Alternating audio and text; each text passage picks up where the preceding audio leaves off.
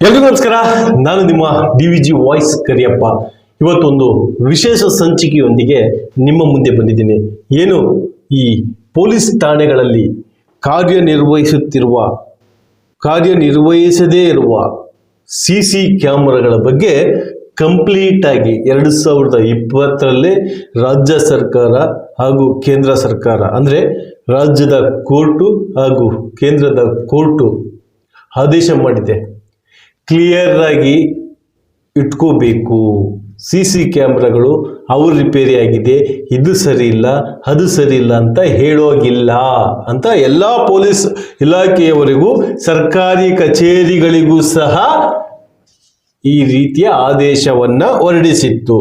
ಆದರೂ ಅವರು ಯಾರೂ ಸಹ ಕೋರ್ಟಿನ ಆದೇಶವನ್ನು ಪಾಲಿಸದೇ ಇರತಕ್ಕಂಥ ವ್ಯಕ್ತಿಗಳಿಗೆ ಈ ವಿಡಿಯೋ. ಆದೇಶವನ್ನು ಏನು ಪಾಲಿಸಬೇಕಾಗಿತ್ತು ಆ ಪಾಲಿಸಿಲ್ವಲ್ಲ ಅಂತ ವ್ಯಕ್ತಿಗಳಿಗೆ ಈ ವಿಡಿಯೋ ಗಮನದಲ್ಲಿಟ್ಕೊಳ್ಳಿ.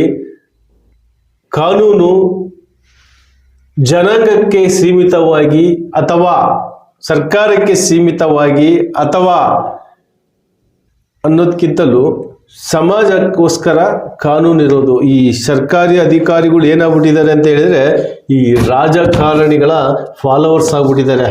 ಹೇಳಿಲ್ವ ಮೊನ್ನೆ ನಮ್ಮ ದಾವಣಗೆರೆ ಜಿಲ್ಲೆ ಹರಿಹರ ತಾಲೂಕಿನ BP ಹರೀಶ್ ಅವರು ನಮ್ಮ ದಾವಣಗೆರೆ SP ಅವರಿಗೆ ಪೊಮೋರಿಯನ್ ನಾಯಿ ಹೋಲಿಸ್ಬಿಟ್ಟಿದ್ದಾರೆ. ಇದು ಅವ್ರು ಹೋಲಿಸಿದ್ದಾರೆ ಅಂದ ತಕ್ಷಣನೇ ಅವ್ರು ಆಗಕ್ಕಾಗಲ್ಲ. ಆದರೆ ಈ ಅಧಿಕಾರಿಗಳು ಸಹ ಅದೇ ರೀತಿಯಲ್ಲೇ ಇದ್ದಾರೆ. ಇಲ್ಲಿ ರಾಜಕಾರಣಿಗಳು ಹೇಳಿದಾಗೆ ಕೇಳಬೇಕು ಅನ್ನೋದು ಈ ಪೊಲೀಸ್ ವ್ಯವಸ್ಥೆಯಲ್ಲಿ ಇಲ್ಲ. ಫಸ್ಟ್ಗೆ ಕೆಲ್ಸಕ್ಕೆ ಸೇರ್ಕೋಬೇಕಾದ್ರೆ ಏನಂತ ಕೇಳಿ ಸೇರ್ಕೊಂಡಿರ್ತೀರಿ ಹೇಳಿ ನೀವು ಪೊಲೀಸ್ ಕೆಲಸಕ್ಕೆ? ಇಡೀ ಕರ್ನಾಟಕದಲ್ಲಿ 60 ಇಲಾಖೆಗಳಲ್ಲಿ ಅತಿ ಹೆಚ್ಚು ವರಿಷ್ಠ ಇರ್ತಕ್ಕಂಥ ಯಾವುದಾದ್ರೂ ಇಲಾಖೆ ಇದೆ ಅಂತ ಹೇಳಿದ್ರೆ ಆ ಪೊಲೀಸ್ ಇಲಾಖೆಯಲ್ಲಿ ಇರ್ತಕ್ಕಂಥ ಕೆಲವು ಕ್ರಿಮಿಕೀಟಗಳು. ಅಂತ ಕ್ರಿಮಿಕೀಟಗಳನ್ನ ತೆಗೆದುಹಾಕುವಂಥ ಕೆಲಸವನ್ನ ಹೈಯರ್ ಆಫೀಸರ್ಸ್ಗಳು ಮಾಡಬೇಕು. ಇಲ್ಲಿ ಕೆಲವೊಬ್ರು ಹೈಯರ್ ಆಫೀಸರ್ಸ್ಗಳೇ ಮಾಡ್ತಾ ಇದ್ದಾರಲ್ಲ, ಏನ್ ಮಾಡೋಕ್ಕಾಗುತ್ತೆ? ಅದಕ್ಕೆ ಹೇಳೋದು, ಸಮಾಜ ಕಾಯೋದಕ್ಕಿರೋ ಕಾವಲುಗಾರರು ನೀವು. ಅದಕ್ಕೆ ಹಿಂದೆ ರವಿ ಬೆಳಗೆಯವರು ಬಹಳ ಚೆನ್ನಾಗಿ ಹೇಳಿದ್ದಾರೆ ಪೊಲೀಸ್ ಇಲಾಖೆಯವರಿಗೆ, ನೀವು ತಿಳ್ಕೋಬೇಕ್ರಿ. ಅಧಿಕಾರ ಇದೆ ಅಂತ ತಕ್ಷಣನೇ ಅಧಿಕಾರ ಗದ್ದಿಗೆ ಕುತ್ಕೊಂಡಿರ್ತಕ್ಕಂಥ ಮಾತುಗಳು ಕೇಳ್ಕೊಂಡು ನೀವಿಲ್ಲಿ ಜನರ ಮೇಲೆ ದಬ್ಬಾಳಿಕೆ ಮಾಡಿದ್ರೆ ಯಾವುದೂ ನಡೆಯೋದಿಲ್ಲ. ಇದು ಕೆಲವು ಪೊಲೀಸ್ನವರಿಗೆ. ಇದು ಈಗ ಬಂದ್ಬಿಡ್ತೀನಿ ನಾನು. ಮತ್ತೆ ಪೊಲೀಸ್ ಠಾಣೆಯಲ್ಲಿ ಕಾರ್ಯನಿರ್ವಹಿಸದ CCTV ಸ್ವಯಂ ಪ್ರೇರಿತ PIL ದಾಖಲಿಸಿಕೊಂಡ SC ಸುಪ್ರೀಂ ಕೋರ್ಟ್. ಸರಿನಾ? ಈ ಆದೇಶಗಳನ್ನ ಯಾಕೆ ನಾನು ಜನಗಳಿಗೆ ತಿಳಿಸ್ತಾ ಇರ್ತೀನಿ ಅಂತ ಹೇಳಿದ್ರೆ, ಯಾವುದೇ ಸ್ಟೇಷನ್ಗೆ ಹೋಗಿ ಅಲ್ಲಿ ಅವತ್ತು ನಡೆದಿರ್ತಕ್ಕಂಥದ್ದು ಫುಟೇಜ್ ಕೊಡಿ ಅಂತ ಹೇಳಿದ್ರೆ ಯಾವ ಪೊಲೀಸ್ ಸ್ಟೇಷನ್ನಲ್ಲೂ ಒಬ್ಬ ಪೊಲೀಸ್ ಆಗಿರಲಿ, IO ಆಗಿರಲಿ, ಇನ್ಸ್ಪೆಕ್ಟರೇ ಆಗಿರಲಿ, ಸಬ್ ಇನ್ಸ್ಪೆಕ್ಟರೇ ಆಗಿರಲಿ, DYSPನೇ ಆಗಿರಲಿ, SP ಅವರೇ ಆಗಿರಲಿ ಕೊಡಬೇಕು. ಆದ್ರೆ ಕೊಡ್ತಾ ಇಲ್ಲ. ಅದಕ್ಕೋಸ್ಕರನೇ ಈ ಚಾಟಿ ಬೀಸಿದ್ದಾರೆ.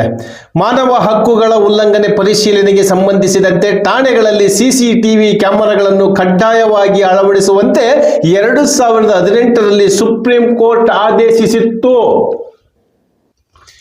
ಕಳೆದ 8 ತಿಂಗಳಲ್ಲಿ ಪೊಲೀಸ್ ವಶದಲ್ಲಿ 11 ಜನರು ಮೃತಪಟ್ಟಿದ್ದಾರೆ.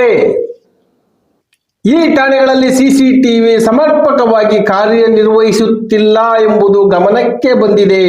ಹೀಗಾಗಿ ಪೊಲೀಸ್ ಠಾಣೆಯಲ್ಲಿ CCTV ಕಾರ್ಯನಿರ್ವಹಣೆಯ ಕೊರತೆ ಎಂಬ ಶೀರ್ಷಿಕೆಯಡಿ ಸಾರ್ವಜನಿಕರ ಹಿತಾಸಕ್ತಿ ಪ್ರಕರಣ ದಾಖಲಿಸಿಕೊಳ್ಳಲಾಗಿದೆ ಎಂದು ನ್ಯಾಯಮೂರ್ತಿಗಳಾದ ವಿಕ್ರಮ್ ನಾಥ್ ಮತ್ತು ಸಂದೀಪ್ ಮೆಹ್ತಾ ಅವರಿಂದ ಪೀಠ ಹೇಳಿದೆ.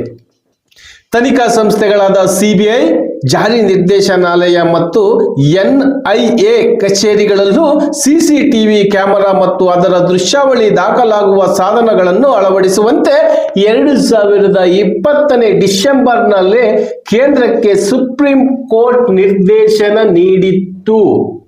ಏನು ನಮ್ಮ ಕರ್ನಾಟಕದಲ್ಲಿರ್ತಕ್ಕಂಥ ಎಲ್ಲ ಪೊಲೀಸ್ನವರು ಅರ್ಥ ಮಾಡ್ಕೋಬೇಕು. ನಿಮ್ಮ ಎಲ್ಲ ದರ್ಬಾರುಗಳನ್ನ ರಾಜಕಾರಣಿಗಳು ಹೇಳ್ದಂಗೆ ಕೇಳ್ತಿರೋ ಅಥವಾ ನೀವು ದುಡ್ಡಿಗೋಸ್ಕರ ಮಾಡ್ತಿರೋ ಗೊತ್ತಿಲ್ಲ. ಕೆಲವು ಪೊಲೀಸರಿಗೆ ಹೇಳ್ತೀನಿ, ಮತ್ತೆಲ್ಲ ಪೊಲೀಸರಿಗೂ ಹೇಳಲ್ಲ ನಾನು. ಠಾಣೆಯ ಪ್ರವೇಶ ದ್ವಾರ, ಹೊರಗೆ ಹೋಗುವ ಮಾರ್ಗ, ಮುಖ ಗೇಟ್, ಲಾಕಪ್, ಕಾರಿಡಾರ್ಗಳು, ಸ್ವಾಗತಕಾರರ ಮೇಜಿನ ಬಳಿ ಸೇರಿದಂತೆ ಇಡೀ ಠಾಣೆಯ ಪ್ರತಿಯೊಂದು ಚಟುವಟಿಕೆಗಳು ಕಾಣುವಂತೆ ಸಿಸಿಟಿವಿ ಅಳವಡಿಸಲು ಸುಪ್ರೀಂ ಕೋರ್ಟ್ ನಿರ್ದೇಶನ ನೀಡಿತ್ತು. ಜತೆಗೆ ಪ್ರತಿ ಠಾಣೆಗೂ ಇದ್ದು ಕಡ್ಡಾಯ ಎಂದು ರಾಜ್ಯ ಹಾಗೂ ಕೇಂದ್ರಾಡಳಿತ ಪ್ರದೇಶಗಳಿಗೆ ಸುಪ್ರೀಂ ಕೋರ್ಟ್ ಆದೇಶಿಸಿತ್ತು. ಆದೇಶವನ್ನು ಮೀರ್ತಾ ಇದ್ದಾರೆ ಈ ಪೊಲೀಸ್ನವರು ಅಂತ ಹೇಳಿದ್ರೆ ಕ್ಯಾ ಬಾತ್ ಹೈ. ಅಳವಡಿಸುವ ಕ್ಯಾಮೆರಾಗಳು ರಾತ್ರಿ ಸಮಯದ ದೃಶ್ಯಗಳು ಸ್ಪಷ್ಟವಾಗಿ ದಾಖಲಾಗುವ ಗುಣಮಟ್ಟದ್ದಾಗಿರಬೇಕು. ಜೊತೆಗೆ ಧ್ವನಿ ಮತ್ತು ವಿಡಿಯೋ ಎರಡು ದಾಖಲಾಗುವಂತಿರಬೇಕು. ಕನಿಷ್ಠ 1 ವರ್ಷದ ದೃಶ್ಯಗಳನ್ನು ದಾಖಲಿಸುವ ಸಾಮರ್ಥ್ಯದ ಸ್ಮೃತಿ ಕೋಶ ಹೊಂದಿರಬೇಕು ಎಂದು ಕೇಂದ್ರ ಮತ್ತು ರಾಜ್ಯ ಮತ್ತು ಕೇಂದ್ರಾಡಳಿತ ಪ್ರದೇಶಗಳಿಗೆ ಸುಪ್ರೀಂ ಕೋರ್ಟ್ ನಿರ್ದೇಶಿಸಿತ್ತು. ಇದು ಯಾಕೆ ಹೇಳ್ತಾ ಇದ್ದೀನಿ ಅಂತ ಹೇಳಿದ್ರೆ, ಲೋಕಾಯುಕ್ತ ಕಚೇರಿಯಲ್ಲಿ ಆಗಿರ್ತಕ್ಕಂಥ ನನ್ನ ಕೇಸಿಗೂ ಸಹ ಫುಟೇಜ್ ಕೊಡಲಿಲ್ಲ. ಈಗ ಮೊನ್ನೆ ನಡೆದಿರ್ತಕ್ಕಂಥ KTJ ನಗರ ಪೊಲೀಸ್ ಠಾಣೆಯಲ್ಲೂ ಕೊಡಲಿಲ್ಲ. ಹಿಂದೆ ನಮ್ಮ ಸ್ನೇಹಿತರುಗಳು ಎಲ್ಲ ಹೋಗಿರ್ತಾರೆ, ಬೂಟ್ಗಳಲ್ಲೆಲ್ಲ ಓದಿದ್ದಾರೆ ಪೊಲೀಸ್ನವರು. ಅದಕ್ಕೆ ನಾನು ಕರ್ನಾಟಕದಲ್ಲಿರ್ತಕ್ಕಂಥ ಪೊಲೀಸ್ನವ್ರಿಗೆ ಒಂದು ಮಾತು ಹೇಳ್ತೀನಿ, ಮಾನವೀಯತೆಯಿಂದ ಮೆರೀರಿ.